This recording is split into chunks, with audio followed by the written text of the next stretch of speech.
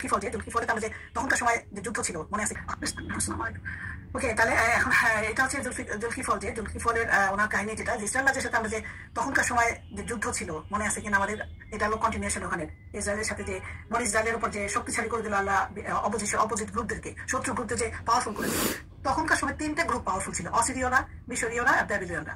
আমরা জানি in rotation এরা একবার পাওয়ার হয় তারা ধ্বংস করে আরেকবার আসে। এভাবে অসিরিয়রা যখন ছিল আল্লাহর ইচ্ছায় ইসরায়েল থেকে ধ্বংস করে দিল। অসিরিয়রা এসে সমস্ত ইসরায়েলের 10টা গোত্রকে নাম নিশানা মিটিয়ে দিল। আমরা দেখলাম গত সপ্তাহে কিন্তু আমরা চার্টে দেখছিলাম যে 12টা গ্রুপের 10 গ্রুপ একদিকে হয়ে গেল আর 2 গ্রুপ আরেকদিকে হয়ে গেল। এই 10টা গ্রুপের তার ইসরায়েল নামে যে গ্রুপটা ছিল এখানে পুরা অসিরিয়রা ধ্বংস করে দিল। বাকি অন্য যে 2টা গ্রুপ ছিল জুডা রাজ্যে চলে গেল যারা, ওরাই টিকে থাকলো। ওখান থেকে বাঁচা যারা ছিল তাদের কাহিনী চলবে এখন। তাহলে প্রথম দিকে যে ইসরায়েল রাজ্যের সাথে নিয়মিত আধিপত্য বিস্তারের যুদ্ধে যুক্ত থাকলেও জুডা রাজ্যের লোকেরা বেশ কিছুদিন যাবত তুলনামূলকভাবে আল্লাহ ভীরু জীবন যাপন করছিল। কম্পারেটিভলি দুইটা যে গ্রুপ ছিল ইসরায়েল আর জুডা, ইসরায়েলে কিন্তু বেশি অবাধ্যতায় মৃত্যু ছিল, যার জন্য ওরাই তাড়াতাড়ি আগে ধ্বংস চলে গেছে। জুডারা কিন্তু অতটা তো প্রথম দিকে এতটা মানে খারাপ ছিল না, ওরা মোটামুটি ভয়ে আল্লাহর একটু ভীরু জীবনে কাটাইতেছিল প্রথম দিকে, বা ওরকম ছিল না তখন। তারপর ওরা কি হলো যে 722 খ্রিস্টপূর্ব ইসরায়েল রাজ্যের যখন পতন হয়ে গেলো তখন তারাই একমাত্র টিকে থাকা বন ইসরায়েল। এই জিনিসগুলো কিন্তু আমরা হিস্ট্রি যখন পড়তেছি শুনতেছি মাথায় গাঁটবো যে এখন অনেকে প্রশ্ন ইহুদি যারা আছে তারা কারা, তারা কি তখনকার সময়? আমরা কিন্তু একদিন উত্তর পাবো না, এটা কিন্তু সবাইকে বুঝতে হবে। যদি আমরা বলি যে এরা ওই ছিল অরিজিনাল ইহুদিরা, না, কিভাবে ওরা চেঞ্জ হয়ে আসে এইসব কাহিনীগুলো আমাদের নিজেদেরকে মাথা ঘাটায় মিলাইতে হবে জিনিসগুলো। এই দেখেন ওরা কিন্তু 10টা গ্রুপ চলে গেছিল, একদম কমপ্লিট নাই। 2টা গ্রুপে যারা ছিল তাদের থেকে কিন্তু এরাই কিন্তু ইসরায়েল রাজ্যের পথের পর এরাই একমাত্র বন ইসরায়েল এখন টিকে থাকা বন ইসরায়েল। তাদের মধ্যে কিছু লোক সৎ ছিল, ন্যায় বিচারক ছিল, যেমন একজনের নাম হলো হেজেকিয়া ছিল এদের ভিতরে একজন অনেস্ট লোক। এই যে বন ইসরায়েল যে কজন বাঁচা ছিল, যে কজন ছিল তাদের মধ্যে একজন অনেস্ট ছিল, হেজেকিয়া। এবং এই সময় আল্লাহ তাআলা জুলকিফল নামে আল্লাহ তাআলা তখন একজন নবীকে পাঠিয়ে দিলেন, আল্লাহ তাআলা তখন তাকে প্রেরণ করলেন। আল্লাহ কোরআনে ওনার কথা মাত্র 2টা সূরার মধ্যে আসে, একটা হলো আম্বিয়াতে, একটা সোয়াদে, এবং কয়টা আয়াতে এবং জুলকিফলের নাম আসে, শুধু নাম আসে, খুব কাহিনী আসে নাই তেমন।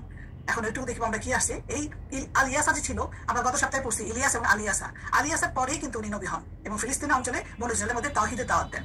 এখন আমরা এটা খুঁজে পাবো না যে কবে নবী করছেন তাকে, এরপরেই কি হয়েছে না তারপরেই হয়েছে, এই টাইম ফ্রেম কারো কাছে নাই। সিরিয়ালে আমরা চিন্তা করবো না, আমরা জাস্ট দেখবো যে ওই ক্রমধারাটা দেখবো যে ওই সময় আসছে আর কি। আমাদের দরকার নেই সিরিয়াল দেখা, আমাদের হিসাব বার করতে যাচ্ছি না যে কি কবে, বাট তারপরে কি আসে এইটুকু আমাদেরকে জেনে রাখা উচিত যে এরপরে আসে। তো ওই ট্রেন আমরা গত সপ্তাহে এই জন্য আমি সিস্টেমটা ওইভাবে পড়তেছি।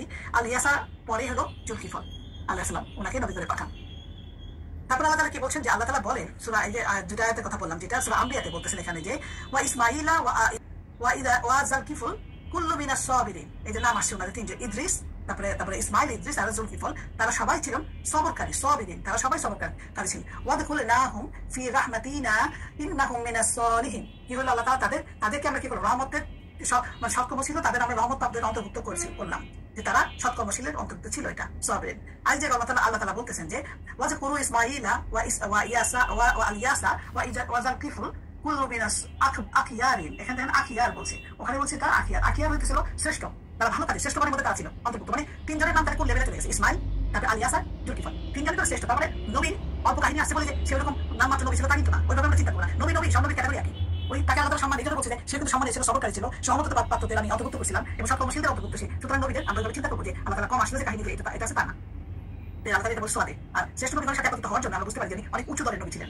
আলিয়াসা বার্ধক্যে পরিণত হইলে একজনকে তার স্থলাভিষিক্ত নিযুক্ত করার ইচ্ছা করেন। এই যেমন আলিয়াসা যখন আগে প্রেজেন্ট বললাম নবী, উনি যখন বয়স হয়ে গেছে তখন চিন্তা করবো আমার পরে কাকে জেনারেশন কাকে দিয়ে যাবো, যাকে তাকে তো দিলে চলবে না। উনি মাথার মধ্যে কয়েকটা পয়েন্ট নিয়ে আসলেন যে আমি কয়েকটা পয়েন্ট ঠিক করছি, এই পয়েন্টগুলো যার সাথে নিবে তাকে আমি এরপরে আমি আমার কাজটা দিয়ে যাবো, বা তাকে নবী হিসাবে আমি চিন্তা করবো যে আমার দায়িত্ব দিয়ে যাবে, চিন্তা করবে কি পয়েন্টগুলো থাকে। একটা পয়েন্ট ছিল সে সবসময় রোজা রাখবে, তারপর দ্বিতীয় পয়েন্ট ছিল সে রাত্রে জাগরণ করে হবে, মানে রাত ইবাদত করবে।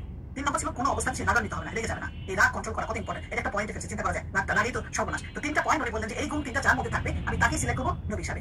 তখন উনি কি করলেন, পরদিন কি ঘোষণা দিলেন উনি সবার সামনে, এটা ঘোষণা দিলে একজন লোক উঠে দাঁড়ালো, ইসবিন ইশাক বংশের একজন উঠে দাঁড়ায়, সে নবী দিকে প্রতিটি প্রশ্নের জবাব বলেন হ্যাঁ 3টাই সে পজিটিভ, যে আমি 3টাই পারবো। নবী এটা বিশ্বাস করলেন না, তাকে বিশ্বাস করতে পারলেন না। তিনি বলেন আবার পরের দিন আবার সবাইকে ডাকলেন, ডেকে সবার সামনে আবার একই ঘোষণা দিলেন যে যার মধ্যে 3টা পয়েন্ট আছে তাকে আমি দায়িত্ব দিব। ওই একই ব্যক্তি উঠে দাঁড়ালেন। তখন আলিয়াসা নবীকে উনি বলেন যে ঠিক আছে, তাকে খলিফা নিযুক্ত করলেন এবং যিনি তার জীবন দশায় তার নবুবতী মিশন চালিয়ে দিবেন এবং মৃত্যুর পরে অব্যাহত থাকবে। তার মানে উনি বেঁচে থাকতে তাকে সিলেক্ট করলেন যে আমার বাঁচা অবস্থা তুমি খলিফা হবে, আমার দায়িত্ব নিবা এবং আমার মৃত্যুর পরে তুমি এটা অব্যাহত রাখবা। এই ব্যক্তি ছিলেন জুলকিফল এবং এই জুলকিফলের অর্থটাই হলো দায়িত্ব বহনকারী। পরবর্তীতে আল্লাহ তাকে নবুয়ত দানে ধন্য করেন। জুলকিফল নামটাই এটা একটা উপাধি, এটা তার নাম হচ্ছে, এটা তার উপাধি হচ্ছে যে সে দায়িত্ব বহন করেন, সেজন্য আসছে এটা উপাধি। আমরা গত সপ্তাহে একটা স্লাইড দেখছিলাম, মনে আছে কিনা সেই স্লাইডটা আবার দেখবো। এই স্লাইডটাতে দেখেন আমরা গত সপ্তাহে কি বলছিলাম, এখানে সুলাইমান আলাইহিস সালামের মৃত্যুর পর 2 ভাগ হয়ে যায় রাজত্ব। সুলাইমান থেকে কিন্তু দাউদের পর সুলাইমানের পরে এই 2টা ভাগে দেখেন, উত্তরের ভাগ ইসরায়েল আর দক্ষিণের ভাগ জুডা। ইসরায়েল জুডা, এখানে 10টা গ্রুপ চলে গেল, জুডায় 2টা গ্রুপ চলে গেল। এই জুডাকে আরবিতে বলে ইয়াহুদ। এখানে ডিভিশনটা শুরু হলো। ইসমাইল আলাইহিস সালামের মৃত্যুর পরে ডিভিশন শুরু হলো। তারপর থেকে কিন্তু সব হিসাব নিকাশ শুরু হয়েছে। ইয়াকুব আলাইহিস সালামের এই জুড়াটাকে, ইয়াকুব আলাইহিস সালামের 12 জন ছেলে একজন ছিল জুডা, আর দাউদ আলাইহিস সালাম ছিলেন এই গোত্রের ছেলে। এই যে জুডা থেকে আসছে কিন্তু এই গোত্রটা দাউদ সুলাইমান, সেজন্য এটার নাম ছিল জুডা। এখন দেখেন এই যে দাউদের পরে, দাউদ আলাইহিস সালামের পরে যে রেহবাম যে আসলেন, যে দাউদ আলাইহিস সালাম সুলাইমান আসলেন ছেলে, এটা কি বলে লিখতে পারে আমার খেয়াল নাই রেহবাম দাউদ আলাইহিস সালামের ছেলে কিনা।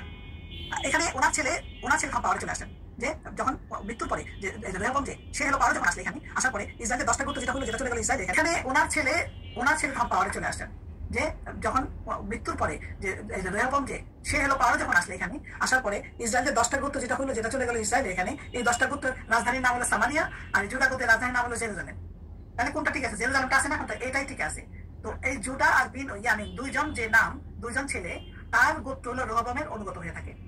এই গোত্র থেকে যারা আসছে তারাই হলো এর আন্ডারে কাজ থাকলো, এবং এদেরকে নিয়ে জেরুজালেমে তারা বসবাস। আর এই যে 10 জন, এদের কিন্তু পুরোপুরি শেষ করে দিয়েছিল। দেখেন কি হলো, কিভাবে ইসরায়েল যে অধিবাসীরা অধিক পাপে নিমজ্জিত হয়ে গেল।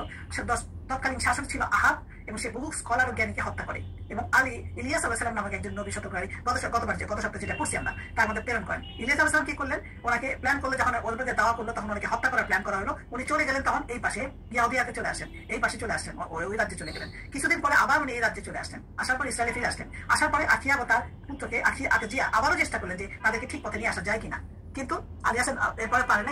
এরপরে আলিয়াসান নবী হন, এবং নবী হওয়ার পরে যেটা হয়, ইলিয়াস আলাইহিস সালাম শরীয়ত অনুযায়ী তিনি ঠিকই চালাচ্ছেন, দাওয়াত দিচ্ছিলেন। এক পর্যায়ে হলো কি, অস্ট্রেলিয়ারা ইসরায়েল আক্রমণ করে একদম নিশ্চিহ্ন করে দেয় সবাইকে, 10টা গোত্রের কোনো নাম ঠিকানাই থাকে না। তখন ইসরায়েল রাজ্যের পতনের পর এই যে জুডা রাজ্য যেটা ছিল, সেখানে টিকে থাকা বনি ইসরায়েল, এইটুকু আমরা জানি, এখন করলাম। এই সময় আল্লাহ তাআলা জুলকিফল নামের একজন নবী প্রেরণ করেন। তাদের মাঝে বেশ কিছু সব ন্যায়বাচক বিচারক ছিলেন, তার হেজেকিয়া। এখন হেজেকিয়াকে এটা আমরা এখন দেখবো, যে এই যে কাহিনীটা একটু রাফলি আমরা গত সপ্তাহে হাফ ছিল, শেষে দিয়ে আমি একটু অ্যাড করছি। হেজেকিয়া ছিলেন তখনকার সময় একজন, এই জুডা রাজ্যে যে কথা বনি ইসরায়েল বাঁচা ছিল বা যারা ছিল ভালো মনে, তাদের মধ্যে একজন ন্যায় লোক ছিল, সে শাসক বিচারক হেজেকিয়া। হেজেকিয়া কি করতেন?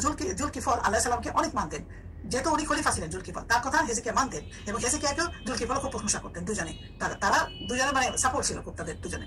তো মূলত হেজেকিয়া তাকওয়ার জন্যই জুডা অসিরাদের আক্রমণ থেকে বিশ্বভাবে বেঁচে যান। তার তাকওয়া, তার বিশ্বাস যেটা কি হলো, একবার হেজেকিয়া খুব অসুস্থ হয়ে পড়ে মৃত্যু মুখে পতিত হন একবার। তখন কি করেন আল্লাহ তাআলা জুলকিফলের মাধ্যমে আল্লাহ ওনাকে জানান যে অসিরীয়রা আক্রমণে তার সাম্রাজ্য ধ্বংস হতে যাচ্ছে।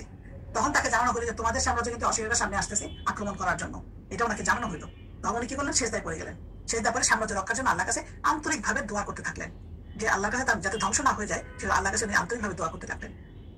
তার দোয়া আল্লাহ কবুল করলেন এবং সুস্থ দান করলেন, তাকে সুস্থ করে দিতেন, এবং তাদের আক্রমণ করতে আসা অসিরীয় সৈন্যবাহিনীকে আকাশ থেকে পাঠানো সাহায্য দিয়ে ধ্বংস করে দেন। তার মানে দোয়ার বরকতে উনি বেঁচে গেলেন। এবারও কোনো অ্যাটাক হলো না ওনার উপরে। হেজেকিয়া তার রাজ্যকে রক্ষার জন্য আরো কিছু কৌশলগত পদক্ষেপ নিলেন। সেটা কি হলো? যে মিশরীয়দের সাথে উনি জোট করে নিজের শক্তি বৃদ্ধি করলেন। উনি এখানে কি করলেন? বুদ্ধি ছিল অনেক, উনি মিশরীয়দের সাথে মিলে গেলেন, মিলে ওনার নিজের জোট বাড়ালেন ওইটা এখানে। এবং সেখানে তখন কি করলে, যে মৃত্যু হয়ে যখন তার মারা গেলেন হেজেকিয়ার পরে, তখন জুডা রাজ্যের শাসনভার গ্রহণ করার মতো এইরকম কেউ আল্লাহ ভীরু লোক ছিলই না। বেশিরভাগ তখন আস্তে আস্তে মূর্তি পূজায় চলে গেল। তার মানে উনি যতদিন ছিলেন ততদিন মোটামুটি মেনটেন করতে পারছে সবকিছু, কিন্তু ওনার যখন মৃত্যু হয়ে গেল তখন তার কিছুই হয় না, এবং লোকরা আবার সেই মূর্তি পূজায় চলে গেল। এবং দাওয়াতের কাজ করতে কিফল যেটা হলো, তাকে বিভিন্ন বাধার সম্মুখীন হতে হলো, তাকে হত্যা করার প্ল্যান আবার করা হলো। আল্লাহ তখন তাদের কোরআন ধিক্কার দিয়ে বললেন যে, আর তাদের উপরে আরোপ করা হলো লাঞ্ছনা পর মুখাপিকিতা, তারা আল্লাহর রোশনালে পতিত হয়ে ঘুরতে থাকলো। এমন হলো যে এই জন্য যে তারা আল্লাহর বিধিবিধান মানত না, নবীগণকে অন্যায়ভাবে হত্যা করতো, তার কারণ তারা ছিল নাফরমান সীমা লঙ্ঘনকারী। এটা বাকারার 61 নম্বর আয়াতে আসে, এই কথাটা আসলো, যে যখন শুনলো না এটা আসে। এই ছোট ছোট ঘটনা, কিন্তু তার একটা পরীক্ষা আছে, মানে সে একটা জীবন একটা পরীক্ষা হয়েছিল। এটা সুন্দর একটা পরীক্ষা কাহিনীর মতো। এটা হলো জুলকিফল উক্ত মর্যাদা সম্পন্ন হচ্ছে, অধিষ্ঠিত হয়েছে। ইবলিস কি হইলো, যে তার উপরে হিংসা করতে ইবলিস, যে সে এত বেশি নাম ডাক্তার হয়ে গেছে, অনেস্ট মানুষ, যে রাগে না, মিথ্যা বলে, রোজা নামাজ করে। ইবলিস তার উপরে একটি হলো যে তাকে একটু কোনোভাবে নামানো যায় কিনা, তাকে যে রাগ নাই তার কোনো, তাকে রাগানো যায় কিনা, এটাই তার মেইন পারপাস ছিল, যে তাকে কোনোভাবে লাগাইতে পারে কিনা। তখন কি করলো, সে একদিন দুপুরবেলা সে ঘুমের সময় দরজা করা নাড়লো। ওই ইবলিস শয়তানের বেশ নিয়ে অন্য সাধারণ বেশ নিয়ে চলে আসলো। কাঁচা ঘুম থেকে তিনি বলেন যে কে? তখন বলে আমি একজন বৃদ্ধ মজলুম। দরজা খুলে দিলে তিনি ভিতরে এসে বসলো এবং তার জুলুমের দীর্ঘ ফিরিস্তির বর্ণনা শুরু করলো। এমন বর্ণনা করতে করতে ওনার ঘুমের সময় চলে পার করে গেল, দুপুরের টাইমটা পার হয়ে গেল, ঘুমাইতে পারলো না। তখন তাকে বললো জুলফিল যে আমি এখন বাইরে যাবো, আমি যখন বাইরে যাবো তখন আপনি আসবেন, আমি বিচার করে দেবো। তখন মানে তার পরের দিন যদি তার ইয়েতে বসে, তখন সে বিচার করে দেবে। জুলকিফল বাইরে গেলেন, আদালত পক্ষে বসলেন, লোকটির জন্য অপেক্ষা করতে লাগলেন, কিন্তু সে আর আসলো না। যখন বিচারের টাইম হলো, সে আর আসলো না। পরের দিনও তাই করলেন, তার জন্য অপেক্ষা করলেন, সে আর আসলো না। কিন্তু দুপুরবেলা যখন উনি ঘুমাইতে গেলেন, তখন আবার সে করানো উঠলো। দরজা খুলে দিয়ে বলেন যে আমি তো তোমাকে বলি নাই যে আদালতে আমি বসবো, তখন তুমি আসবা, তোমাকে ই করে দেবো, মিটমাট করে দেবো, তুমি তো কালকে আসো না, আজও আসো নাই সকালে। তখন বললো লোকটা এনে এনে চোখের পানি ফেলে বিরাট করে ফেলতে একটা ফিরিস্তি পেশ করলো, এবং তখন পেশ করে বললো যে সে করানো উঠলো। দরজা খুলে দিয়ে বলেন যে আমি তো তোমাকে বললাম, বলি নাই যে আদালতে আমি বসবো, তখন তুমি আসবা, তোমারটা ই করে দেবো, মিটমাট করে দেবো, তুমি তো কালকে আসো না, আজও আসো নাই সকালে।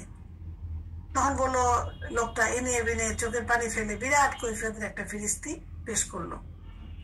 এবং তখন পেশ করে বললো যে যে আমার এই হয়েছে সেই হয়েছে, আমি খুব দ্রুত প্রকৃতির লোক ছিল, আপনার আদালতে বসলেই দেখলেই আমাকে প্রাপ্য পরিশোধ করতে বলবে, এইসব এইসব বলে নানান কাহিনী বানাই দিল।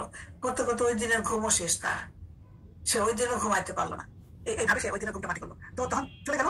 তৃতীয় দিন দুপুরে ঢুলতে ঢুলতে তিনি পরিবারকে সবাইকে বললো যে আমি ঘুমিয়ে গেলে আজকে দরজা করা যদি কেউ না রে তাহলে খুলো না, তোমরা মারতে চাইলে খুলবা না। তৃতীয় বৃদ্ধ আসলো, করা নাড়তে চাইলে, কিন্তু বাড়ির লোকটা তাকে বাধা দিল, না তুমি আওয়াজ করবা না, উনি ঘুমাইছেন। ও কি করলো, সে সবার লোককে জানলা দিয়ে ঢুকে পড়লো, কারণ শয়তান তো, সে তো পারে। দরজা ধাক্কা থেকে ভিতরে যে ধাক্কা শুরু করলো, বাইরের দরজাতে নিঃশব্দে ঢুকে ভিতরে ওনার বেডরুমের দরজা ধাক্কা শুরু করলো। এতে জলদি ঘুমিয়ে গেল। দেখলেন যে সেই বৃদ্ধ ঘরের মধ্যে, অথচ ঘরের দরজা ভিতর থেকে বন্ধ। তিনি বুঝে ফেলেন সঙ্গে সঙ্গে, একটু শয়তান ছাড়া কেউ না। তারপর তো বুঝে ফেলেন সঙ্গে সঙ্গে। তখন বলে যে তুমি কি তাহলে আল্লাহ দুশমন ইবলিস? তখন সে বলে হ্যাঁ, আমি আজ আপনার কাছে ব্যর্থ হলাম। আপনাকে রাগানোর জন্য গত 3 দিন যাবত আপনাকে ঘুমের সময় এসে জ্বালাতন করছি, কিন্তু আপনি রাগান্বিত হলেন না, ফলে আপনাকে আমাকে আমার জালে আটকাতে পারলাম। কিন্তু আমার শিষ্যরা বারবার চেষ্টা করে ব্যর্থ হয়েছে, আজ আমি ব্যর্থ হলাম। আমি চেয়েছিলাম যে আলী হাসান নবীর সাথে আপনার কৃত ওয়াদা ভঙ্গ হয়, আর এই উদ্দেশ্যে আমি আচরণ ঘটিয়েছি, কিন্তু অবশেষে আপনি বিজয় হলেন। এই ঘটনার কারণে তাকে জুলকিফল উপাধি দেওয়া হয়, অর্থাৎ দায়িত্বপূর্ণ ব্যক্তি। মানে তার কারণে কোনো অবহেলা নাই, তার কোনো কিছু অবহেলা করেন নাই। কিছু শিক্ষণীয় বিষয় আছে এখানে, আমরা দেখবো নবীদের প্রতি হয় এখানে। এই যে যা সাধারণভাবে তারা পড়তে পারে যে প্রতি হওয়ার জন্য কোনো কিছু মানে রক্ত বর্ণ গোত্র দরকার হয়, আমরা দেখবো নবীদের প্রতি হয় এখানে। এই যে যা সাধারণভাবে তারা পড়তে পারে যে প্রতিনিধি হওয়ার জন্য কোনো কিছু মানে রক্ত বর্ণ গোত্রের দরকার হয় না। মৌলিক শর্ত হলো তাকে অনুগত্যশীলতা। শয়তান বিশেষ করে পরহেজগার মুমিনের প্রকাশ্য দুশ্মন, কিন্তু ইমানই দৃঢ়তার কাছে পরাজিত হয়ে। ধৈর্যগুণ হলো সফলতার মাপকাঠি। তাকওয়া সবর একত্রিত হলে মুমিন সর্বদা বিজয়ী থাকে। শুধু নিজস্ব ইবাদত যথেষ্ট নয়, বরং জনগণের খেদমতে সময় ব্যয় করাই হলো প্রকৃত মুমিনের কর্তব্য। শয়তানি ধরে ফেলাটা মুমিনের সূক্ষ্মদর্শিতার অন্যতম লক্ষণ। অতএব কোরআন সুন্নাহর বিরোধী কোনো চিন্তা ও সব পরামর্শ সম্মুখে উপস্থিত হলেই বুঝে নিতে হবে যে এটা শয়তানি দোকামান। এগুলো আমাদেরকে বুঝে নিতে হবে, এই লেসন, এগুলো আমাদের জন্য লেসন আর কি। তো জুলকিফলের এইটুকুই ছিল। আর আমরা সামনের সপ্তাহে ইনশাল্লাহ আরেক নবী শেষ করবো। সামনের সপ্তাহে আমরা করে তারপরে ইনশাল্লাহ সামনের সপ্তাহে আমরা জাকারিয়া আর ইয়াহিয়া শেষ করে তারপরে ইনশাল্লাহ ঈসা আলাইহিস সালাম শুরু করবো। ঈসা আলাইহিস সালাম হয়তো 2 থেকে 3টা